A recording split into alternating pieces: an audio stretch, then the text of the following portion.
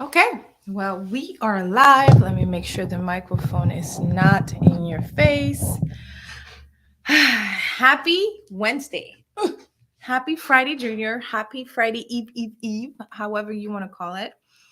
I am very excited. I'm going to take the next few minutes. I'm not going to predict any more minutes because even in the course, I keep saying, oh, this conversation is going to be 10 and it's 15. So I'm not going to do this to you anymore. But I wanted to come and take a few minutes to talk to you about the biggest project I've ever launched, and I'm really excited about it. It is called The Reach and Frequency. Yay! So, on this live episode of the Programmatic Digest podcast, I will be talking about the reach and frequency and the benefit, and honestly why we need something like that in our industry. So for those who don't know me yet, I am Ellen Parker. I am your host and your programmatic media coach, and I have been working in this industry for about 8 years now. Started as a campaign manager, so the person managing campaigns in programmatic advertising. And so the most common job title, I believe, is I think it would be considered programmatic media buyer, programmatic trader, you name it. And so we launched on 2/22/22 the reach and frequency course, and we launched the two first modules. So module one is introducing us to programmatic advertising, talking about what it is. I gave several definition of the course, like of the programmatic advertising world. And then in module two, that's when I dive deeper into the key players of the programmatic advertising world. So go ahead and check out module one. It's free at the moment, and it'll give you a good perspective of the type of industry we work in. And then in module two, like I said, is $3.99 the module. It is going to take you from, okay, now that we understand how things are working, now that we understand that we use a DSP to make the buy, and the SSPs are used by publishers to sell the inventory, and that the ad exchange is actually a bridge between the two, and then ad servers on both ends represent almost like a toll, like a kiosk in between to make sure that things are filtered and measured and tracked correctly. And so I go through everything. And for those that are familiar with the industry already, can understand how really intricate it how really intricate this is. And so before we go too far into today's episode, hosted by me, your very own, I want to take a few seconds to just say thank you to our sponsor, right? Our sponsor, Work Reduce, is the secret weapon used by the market's top agencies and brands. Their specialist talent and media services help brands and agencies grow and scale faster. Okay. So, one of the fastest growing service offered by Work Reduce is their service desk. Did you know they had a service desk? Let me tell you about it. It provides flexible, on-demand media buying and ad operation and analytics support. Many of the world's biggest brands and agencies uses Work Reduce in time zone service desk as an extension of their in-house media team. Yes, if you're listening to the in your agency and you already have a team and you need support, that's why you would want to work with somebody like Work Reduce, right? Because with an easily deployable operations playbook, process automation, because we know that's important, and high quality reputation, the service desk will provide the expertise and precision to take your digital operation to the next level in 2022, because it's only the second month. Covering ad trafficking, campaign setup, QA quality assurance, not question and answer, optimization, and campaigns analytics, your internal resource focus on the activities that count the most, while Work Reduce Service Desk takes care of the rest.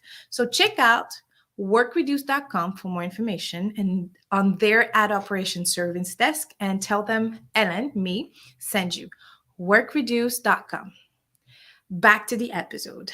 Now, I mentioned that yesterday we launched the course, The Reach and Frequency. So I don't know if you knew this about me, but I'm telling you. So I hope you're ready. Are you ready? You ready? Okay. So I started in the industry back in 2014 or 2015 or 2013. At this point, it's very unclear, but I don't remember what I had for breakfast. So 8 to 10 years ago, give or take, I was running, I was jogging, and a gentleman named Joe Delat called me and said, "Listen, we got your job application for media buyer, traditional media buyer, because I was coming from a newsprint. Yes, I was coming from print. And although I was still in digital, on their digital team, it was a print company. And so I was jogging. I had been laid off for about a week. I had applied like a maniac because I was just graduated from college a year and a half or some change, and I needed the shmoney. Okay, if you're a college grad, you probably gonna need some shmoney too. So long story short, he calls me and say, "You're not qualified for that job." And I was like, "Oh, bet. Okay, well, thank you." And then he said, "But if you're up to, I have an other position. I think you'll be perfect." I said, "Yes." At this point, I didn't say it out loud. At this point, I'm a college grad. I've only been graduated for like a year and a half or two at that point in my life. And I needed the shmoney. Okay. I know some of y'all can relate to this. So I went for an interview with Gabriel Cohen. Shout out to my homie. He was the manager, he was the director of media at that time. He told me, "Listen, just straight up, we've been using this company, I think it was Goodway at that time. They had been using Goodway to service most of the programmatic media, and they wanted to test out an in-house programmatic team. And so they hired me first and then trained me. And then after that, they hired my very, very, very good friend Tasha Sosa. Check her out. I actually add her information in the show notes because she is the bomb and inspiration. And I wish we had more people like her in our industry. But anyway, so, long story short, that's how I started in the programmatic advertising. It was a random, I applied to the wrong job and it landed me in the right one. And since then, I never looked back. I always wanted to be in marketing regardless. I don't know if I shared, but my mom was an inspiration to me to start in the marketing world. I remember her, she was a director. I think she was like almost like a CMO for an airline company back in the days, in where we lived in Senegal at that time, in Dakar. And I used to see her with those big boards walking around, like Madman style. And then they had graphs. Can you believe, like at 14, 15, I looked at graphs and be like, "Yo, that's dope." Okay. All right. Never mind. Now I only look at graphs. But so I always knew I wanted to be in marketing. I dabbed into social media and I hated it. And so I was lucky to have found this that to have stumbled on this job that I was not qualified, and that gentleman looked at my resume, which at the time what had some lead generation on it, some marketing coordinator job, right? I had no advertising experience, only like a year and a half or 2 years of digital marketing. And again, the digital marketing was social media and lead generation. But if we are very honest, it was Excel and marketing coordination. That's all it was. It wasn't anything else. But I did work really hard. So I say that to say that back at that day, I was blessed to have found this opportunity that really set up my life. I have been in programmatic advertising since then. I don't see myself outside. I did tell my husband the other day, like in 10 years from now, I probably don't want to be working in the industry. Not because I don't want it. It's because like I want to test something very new. But maybe this is a projection. Maybe I'll be in real estate. Maybe I'll be in stock trading. We'll see. But I just want to say this, that there are still a serious issue, like challenge to get into the industry unless you know where to start. And so most recruiters are right now are only looking for associate level, which, correct me if I'm wrong, I think associate level would be, let me see the comment just in case. I think an associate level would be somebody like maybe 4 or 5 years in. Director level, you already know, or like a VP level is like way higher, right? And the reality is that this industry needs entry level. We need juniors, we need seniors, even, which would, I think a senior would be 3 years plus, a junior would be 0 plus. We need them. We need those two positions. We need those people to be able to really do the day to day and in my opinion, it is the most important when it comes to programmatic advertising and running advertising for your brand. You can agree to disagree. I don't care. I think it is because I was one of them people. so so think about it. Everywhere, just go on LinkedIn right now, LinkedIn jobs, and look up the keyword programmatic. You'll see all of those jobs. Like I looked it up in our area, which is Raleigh Durham area, and it's literally 500 plus just in this DMA. Okay, it's in North Carolina. It's not a New York type of DMA.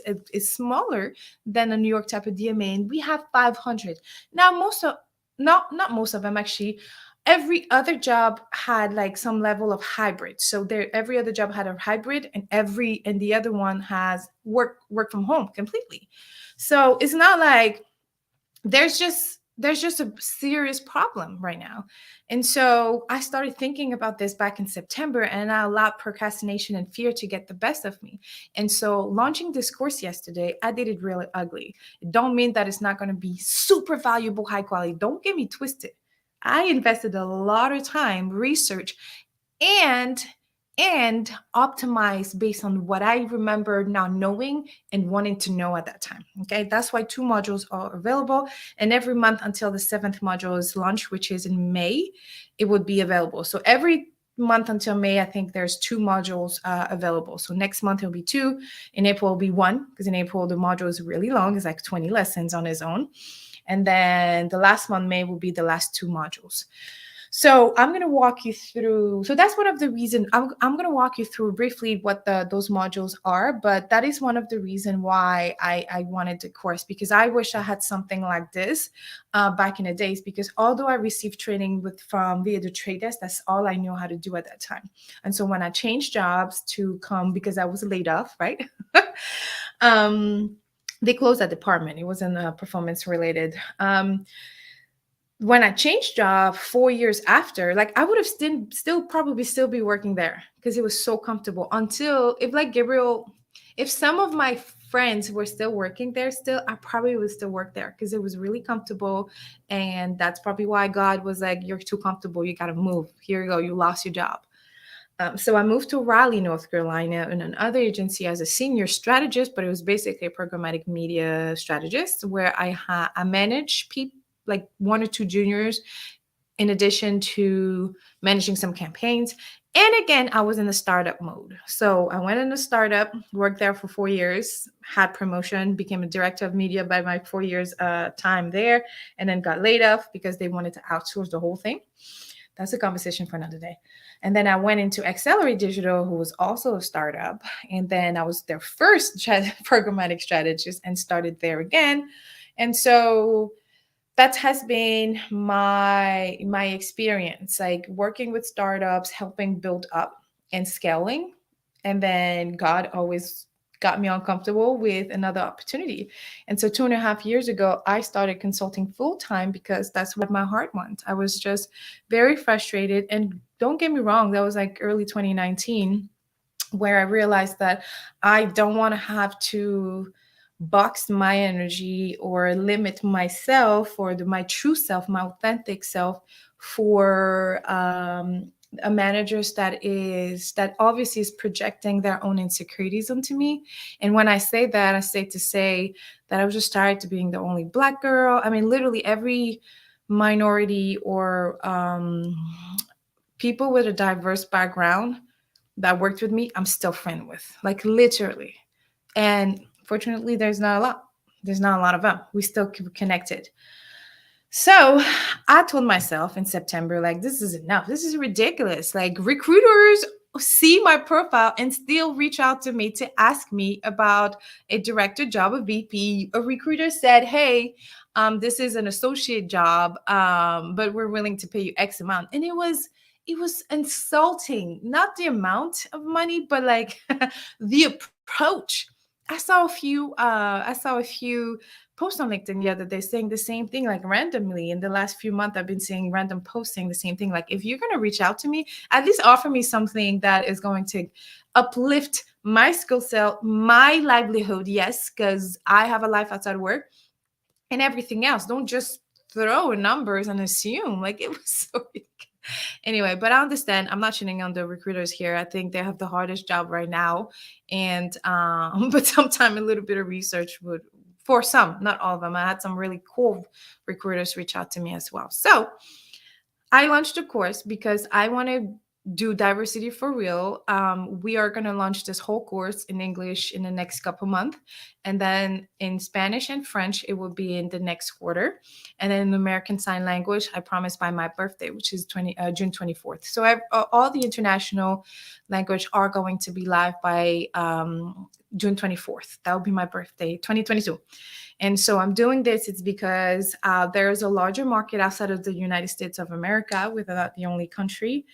And then there is a strong market in Latin America, in some European countries, and then some African countries, but there's French-speaking African countries.